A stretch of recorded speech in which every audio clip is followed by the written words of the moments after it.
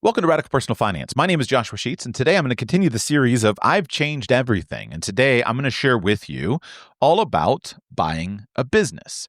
I have recently purchased a business, and I want to share about that journey. I want to share some of the lessons that I have learned, and I want to share why I have done that. And I think this will be something that will resonate with many people because I'll share with you about the financial planning aspects of it. I'll share with you about my vision and my experience of it, and I will share with you how and why Radical Personal Finance has been an integral part of the whole journey. In the previous episode in this series, I shared with you how I have reset my life, starting with my philosophy. Told you about the philosophical changes that I have made, the decisions that I have adjusted, and now I want to tell you about the practical changes that I have made, and we're going to begin with the fact that I bought a business. But before I tell you about the business, I want to back up and give you a little bit of background and insight into the decision-making process over the last couple of years towards this end. For me, the last few years have been a significant time of transition. There have been a number of points in my own life that have been aiming at this period in life. Those points range from finishing 1,000 episodes of Radical Personal Finance, which was a commitment that I made to myself and to my audience early on. I finished my 10-year anniversary with Radical Personal Finance. I celebrated my 40th birthday, and that's a big milestone. A lot of introspection related to that. My oldest child is approaching his teenage years, and so as he approaches that point in time, my parenting needs to change and is changing due to that important milestone. I've achieved a series of personal goals that I've set, some financial goals, and a variety of different things that I have set. And so over the past couple of years, I've engaged in a lot of thinking, planning, and introspection. What's gone well? What do I like about the life that I live? And what would I like to be different?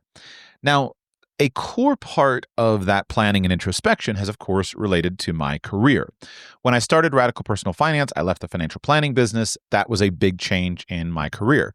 Over the years, I've done Radical Personal Finance in different ways. Sometimes it's more of a financial planning show, sometimes more of just a talk show. But it's been loose enough that while I've taken some liberties at times with the name Personal Finance and just haven't renamed it Joshua Sheets, it's been engaging for me. And on the whole, I have a lot to be grateful for with regard to the business. It has provided me with the ability to feed my family, which is a very important thing. I've been able to earn my living in a way that I find very gratifying. I enjoy the work. I've enjoyed the people that I work for.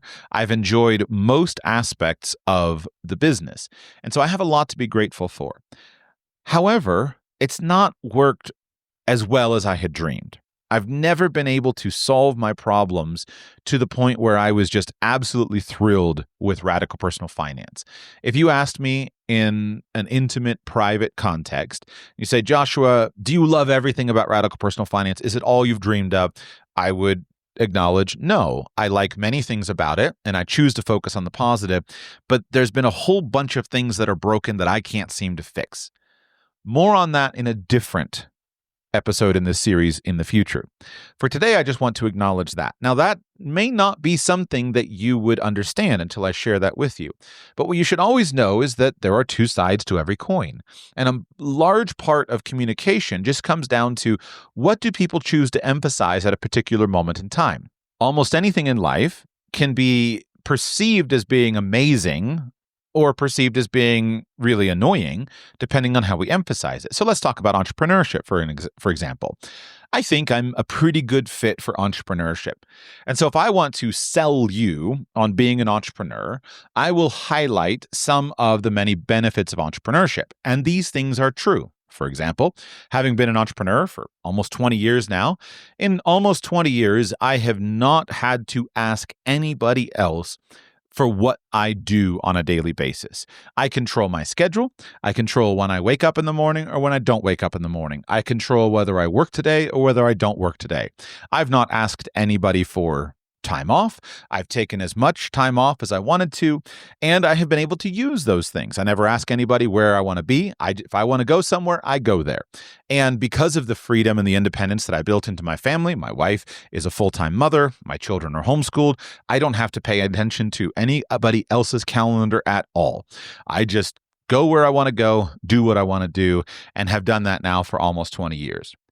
That's really cool, right? Now, the flip side is, what is strange, is that even if that's the case, I wind up living a fairly conventional looking lifestyle. So I haven't set an alarm clock in almost 20 years, except for early morning flights.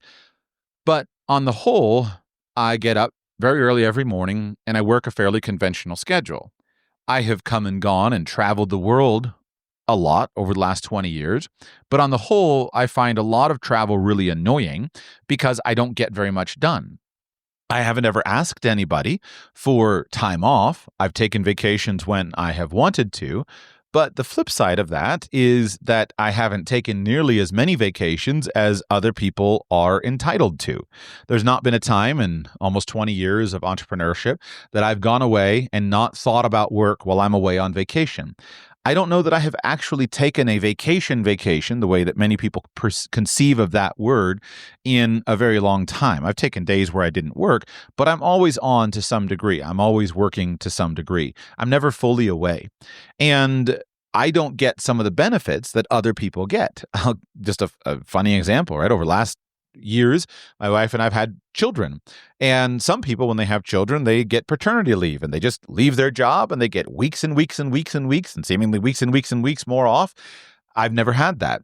For me, having a child has always been a relatively stressful thing because I'm working hard to help my wife and be available and do all that stuff while sneaking away to do a little bit of work. And I'm not a workaholic. I'm pretty good about doing it. But as an entrepreneur, the concept of what some people refer to as work-life balance is it's not a thing. Like, it doesn't exist, because as an entrepreneur, you have things that you're working towards, and I basically never finish anything. I just quit.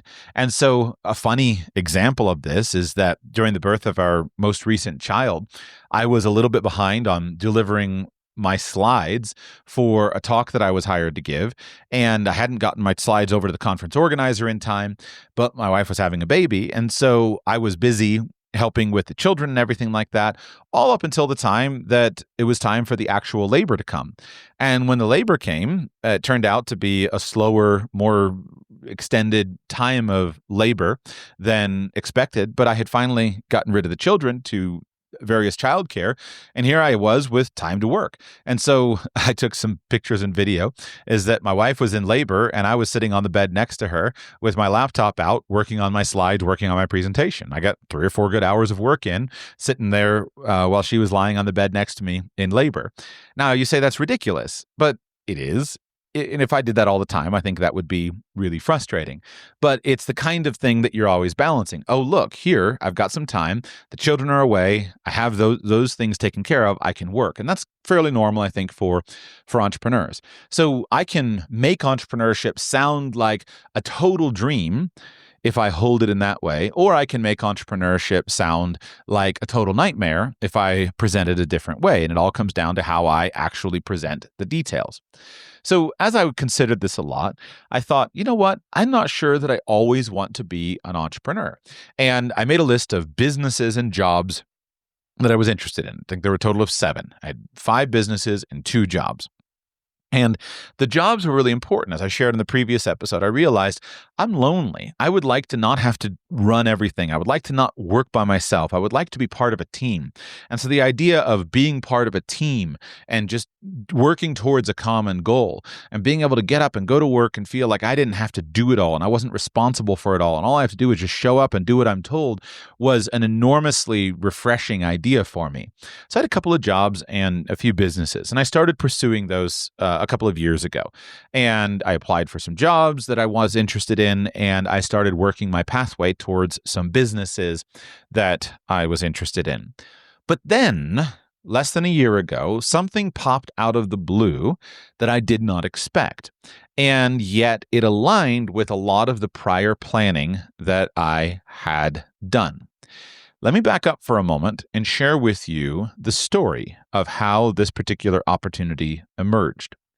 A number of years ago, as I was considering radical personal finance and the successes and the failures and the products that have worked well and the products that have failed, I thought, you know what?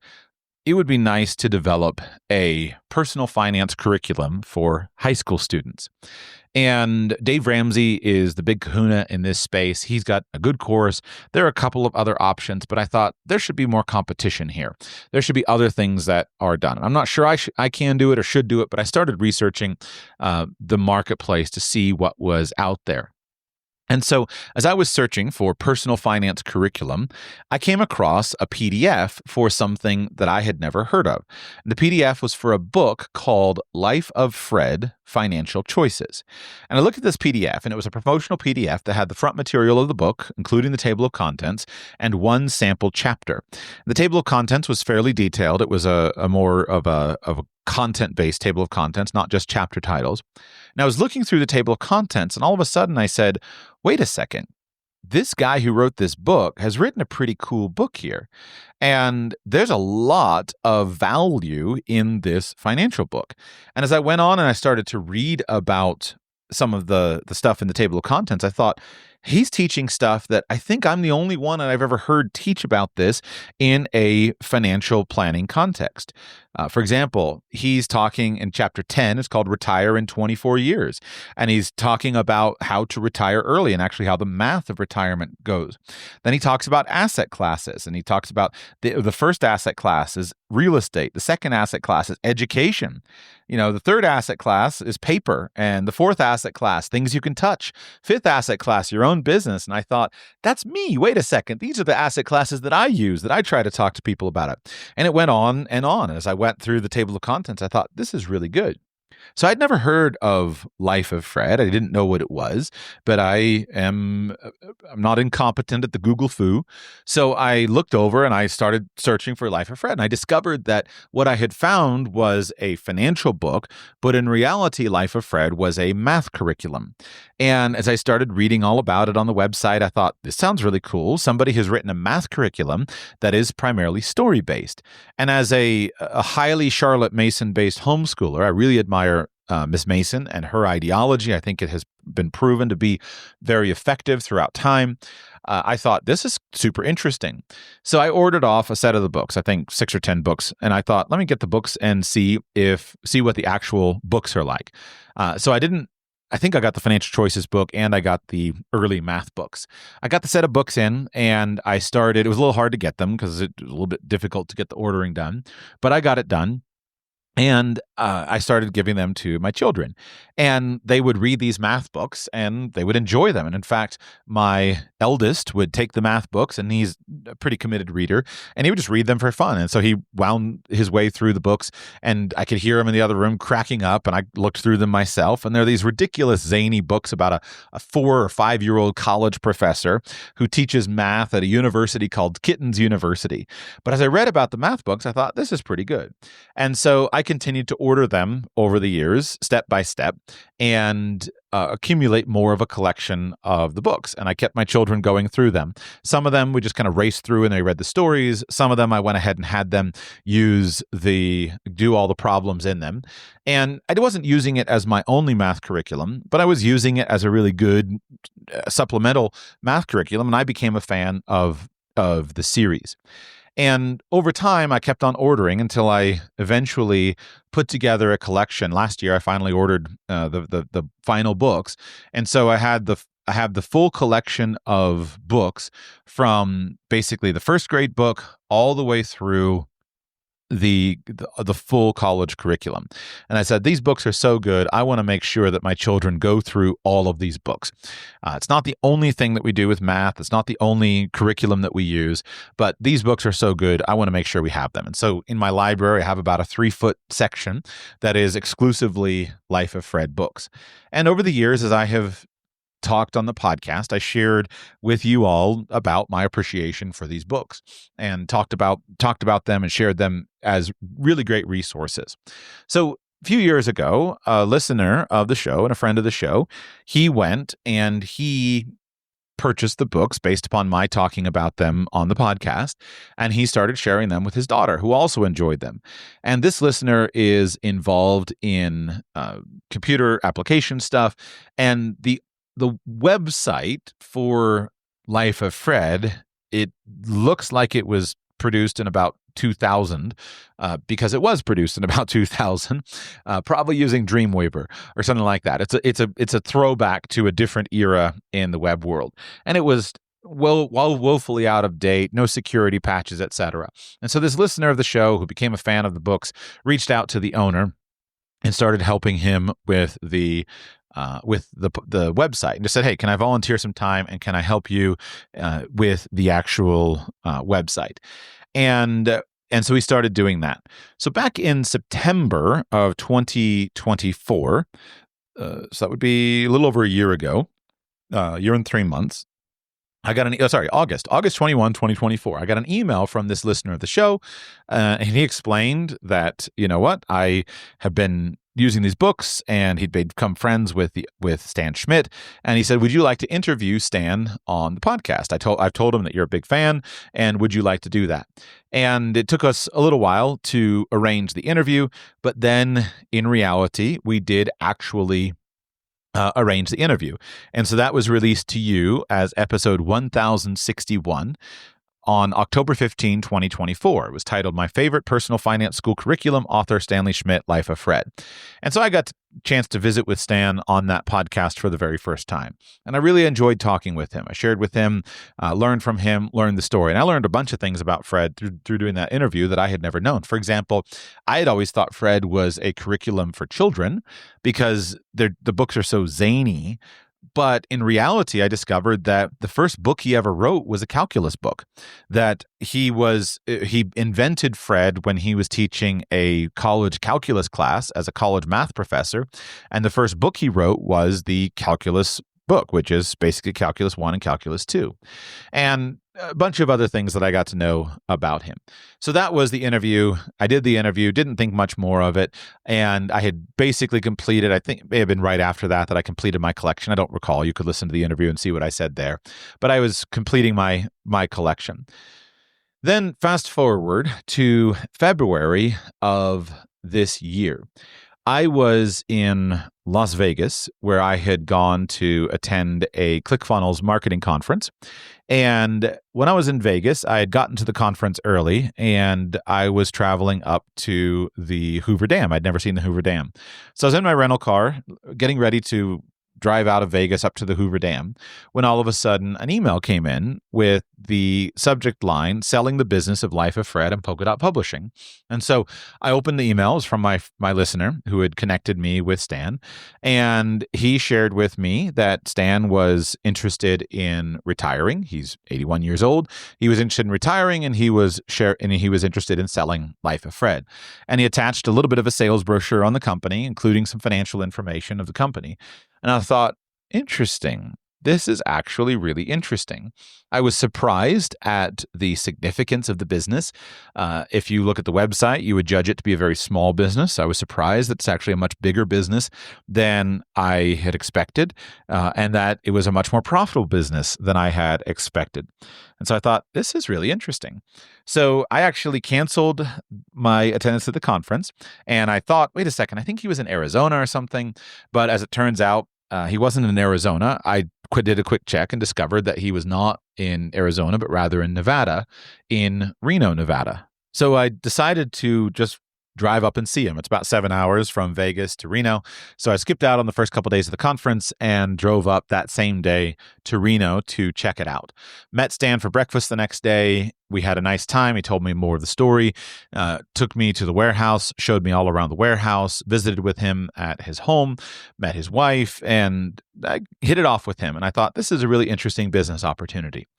So I'm going to skip some of the following details, but over time, we negotiated back and forth. And then over time, eventually, we came to an agreement. And the agreement for me to purchase Life of Fred from him. And it took a little time. I had a lot going on in my life, and it was fairly inconvenient for me. But The end of the story is that a couple of weeks ago, I closed on Life of Fred. And so I now own Life of Fred, Polka Dot Publishing, and everything associated with it. Which, by the way, have I told you that there's this really great financial book called Life of Fred Financial Choices?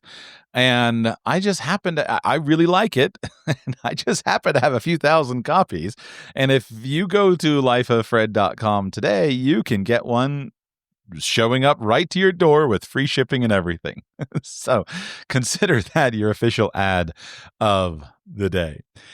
So I'm now the publisher of Life of Fred and the steward of Life of Fred. I think that Fred is really, really special. Fred is the output of 20 years of hard work by a creative genius. Stan Schmidt is a creative genius. He is a remarkable guy.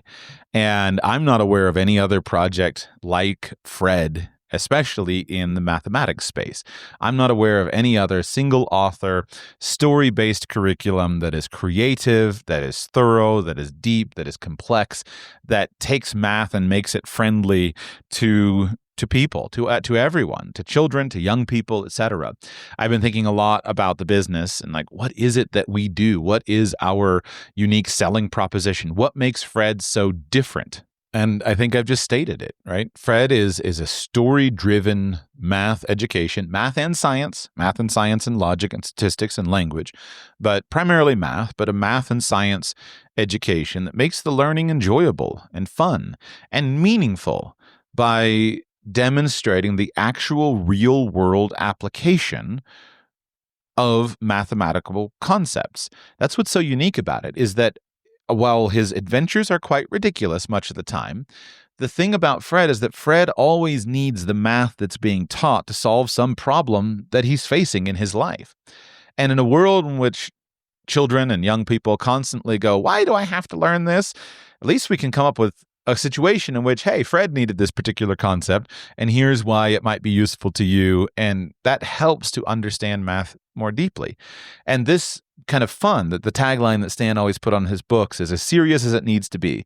And this particular aspect of fun really consistently transforms math from many students' most dreaded subject into an adventure that students, in many cases, willingly choose to pursue.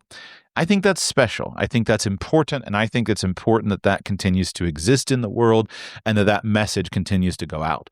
So I want to see Fred grow. I want to see more people become aware of Fred.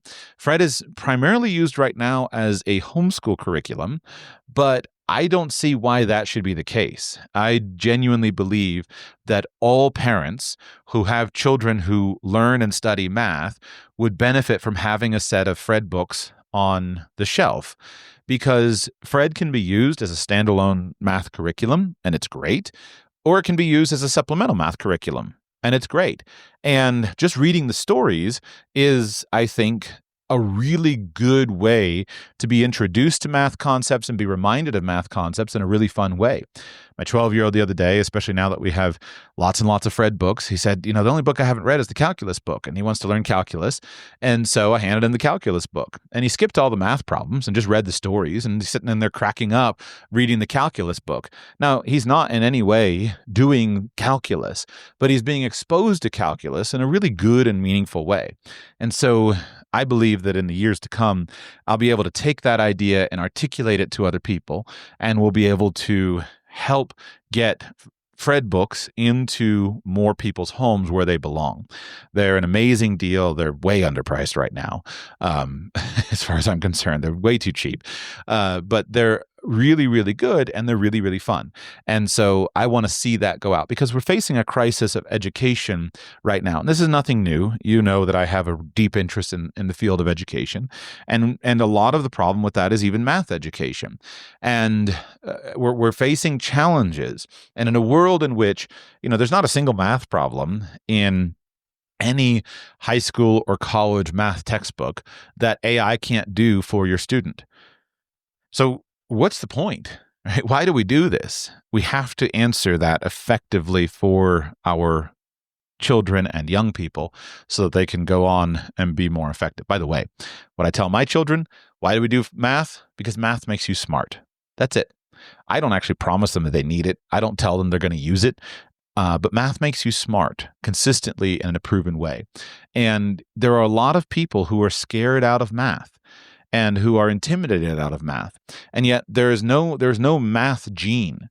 There's so many stories of people who, when they are young, they don't do well in math and they just basically come to the conclusion, they say, you know what? I'm not a math person. I'm not good at math. And then later, through a variety of circumstances, sometimes in college, sometimes as an adult, sometimes many years later, they go back to math and they start working on math and they recognize, oh, I actually am good at math. I like math. And there was something missing. Now, I have a lot of ideas on what that something often is. One of the things that it sometimes is a lack of enjoyment. And Dr. Schmidt, in his books, he calls it the drill and kill. A lot of times just the fun of math is just drilled and killed out of somebody with never-ending worksheets of again and again and again procedural math. And while that work, I think, is important, I drill my children on their multiplication tables and all of that. If we can find enjoyment and we can optimize for enjoyment and welcome people into the subject, I believe that's something that's really good. While then we're working hard on real excellence. And to be clear, I'm not denying that there are distinctions among people's aptitude at higher level math. It seems like everybody who studies math to a high level reaches a point in time at which, he's not stuck. He could go further. But the amount of work required to go further is so significant that at least all the smart people I listen to, you kind of get to a point and you say, all right, that's enough. I'm done here. But I don't think for most people that is middle school math and below. I really don't think it's high school math and below. I think that is advanced stuff, which is not particularly relevant to the conversation at hand. So I am now the publisher of Life of Fred. Formed a new company, built a new team, got a lot of stuff to do in the business. When I was younger, when I was in college, I met a guy who was a turnaround specialist. And I've actually interviewed him here on Radical Personal Finance many years ago, but he was a friend of mine and he was a turnaround guy.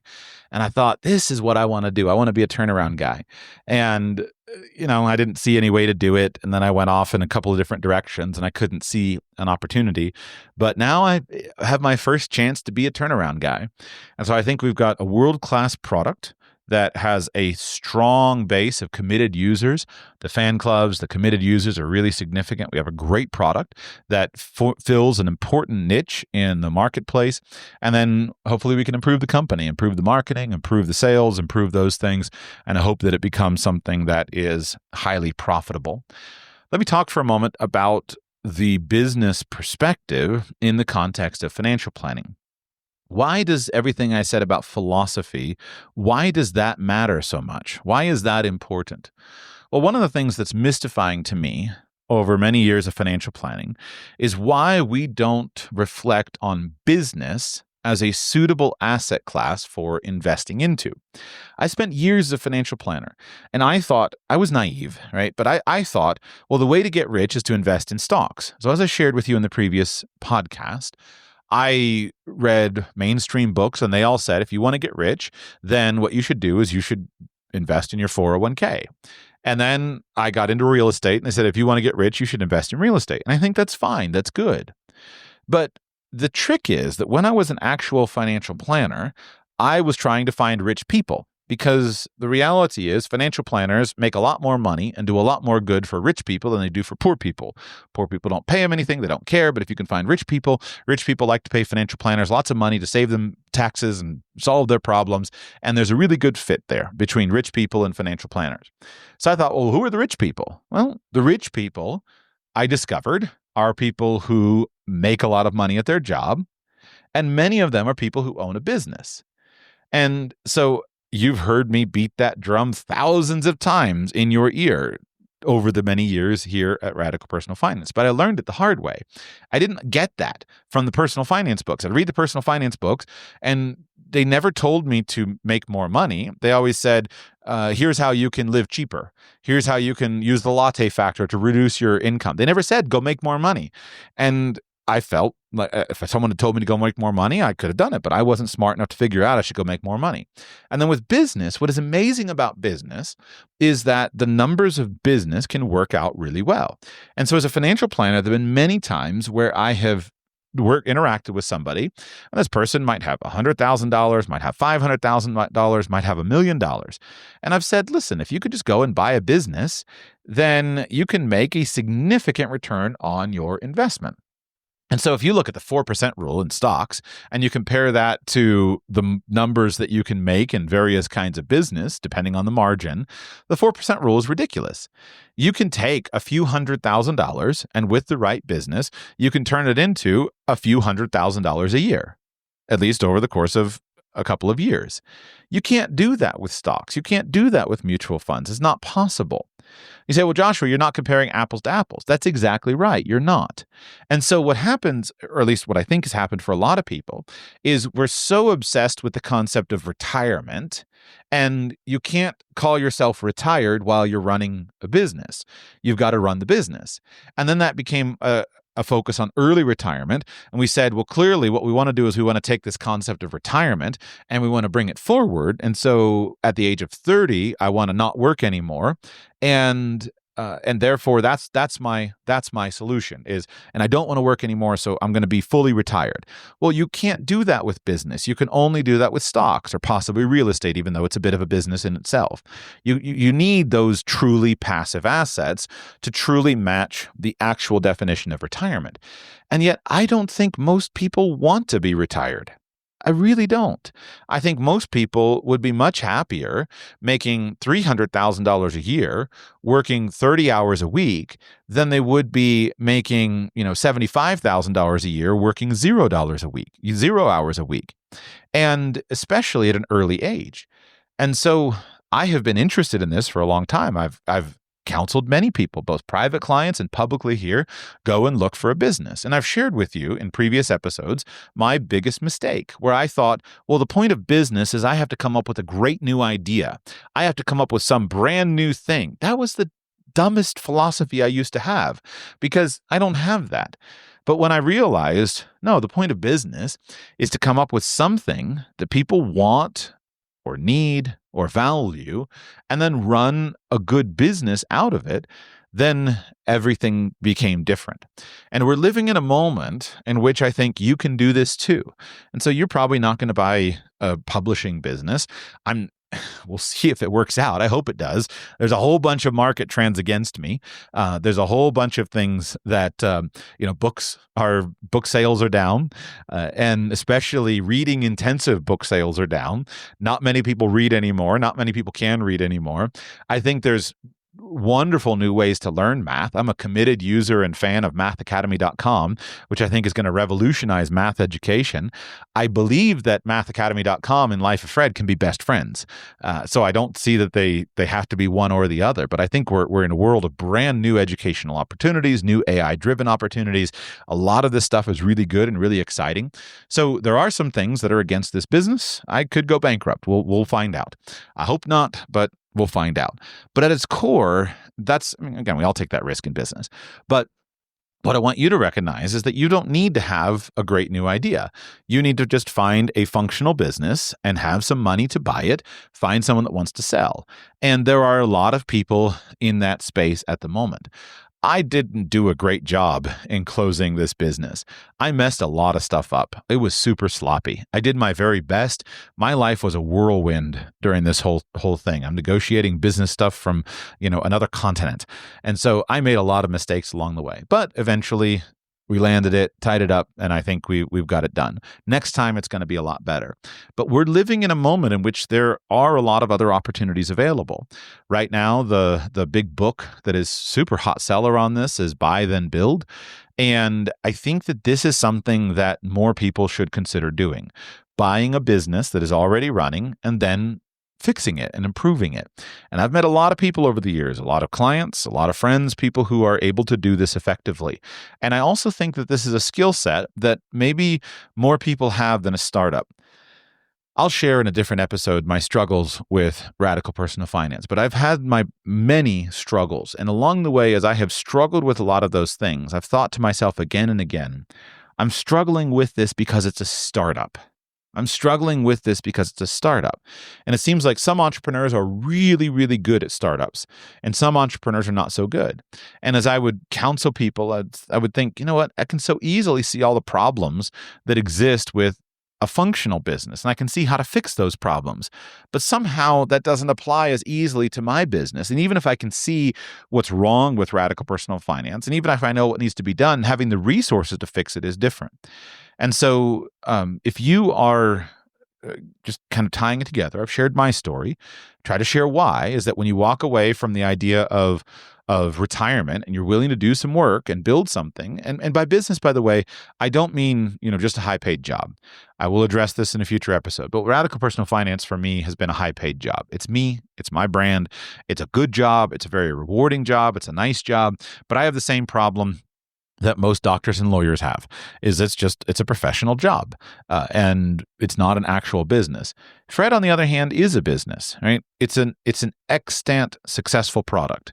It's a product that people want, and I don't have to make more product. I have to get people to know about the product. So it's not that I don't work on the business, but I don't need to write more Fred books. I might, we'll see, but I don't need to. All I need to do is do a better job at getting people to know about those Fred books. I need to work on the business. And that's what I call a real business. It's something where it's not about you. And if I publish Fred for the next 20 years and then my son takes over Fred and he does it for 20 years and then it passes along, Fred will continue to be a business that is not tied directly to me. And so that's something that I have been looking for. And the finances of this, I think for many people is an important consideration. I don't think you should go out and try to buy a business when you've got $1,000, but you don't need $1 million to buy a business. And if you are not just dedicated towards not working, then for many people, learning the skills of business, hopefully a business that you have a connection to, and putting your money into that business is probably going to wind up being one of the better financial moves for you, where ideally your hourly rate is going to be pretty high. And now your business has the opportunity to grow when it's not connected to you and to your work. You're going to have a leverage opportunity. And I'd like to see more of that. That's what originally attracted me a lot to the Financial Choices book, is that when a guy writes a book about financial choices and he's teaching asset classes, and he says the first asset class, real estate, the second asset class, education, the third asset class, paper, the fourth asset class, things you can touch, the fifth asset class, your own business, and then the next chapter, growing your own business, hiring, employer, be employed, which business, the first step after choosing, sedulousness and inexorableness, the big picture, capital, partnerships, earn or borrow, failure, all the stuff. You're speaking my language. And so that's the Financial Choices book. So I would like to invite you to buy a copy of that. If you go to lifeoffred.com, you'll be able to click through to the Financial Choices book and purchase a copy. The profit on that book will now go into my pocket, which would be very helpful. Thank you for doing that.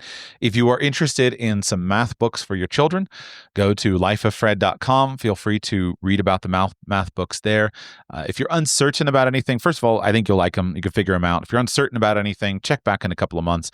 I'll be creating a lot of ideas and content to guide people through math education for your children. But if you know, hey, you know what? I'd like to have my children to try some math books, go to lifeoffred.com today and order those. Just because I'm starting that business, that doesn't mean I'm quitting Radical Personal Finance. I've got a lot of work still to do here with Radical Personal Finance. I will share with you about what I am doing with Radical Personal Finance now, or in a different episode. What I'm now doing with Radical Personal Finance in a new episode, I'll share that with you.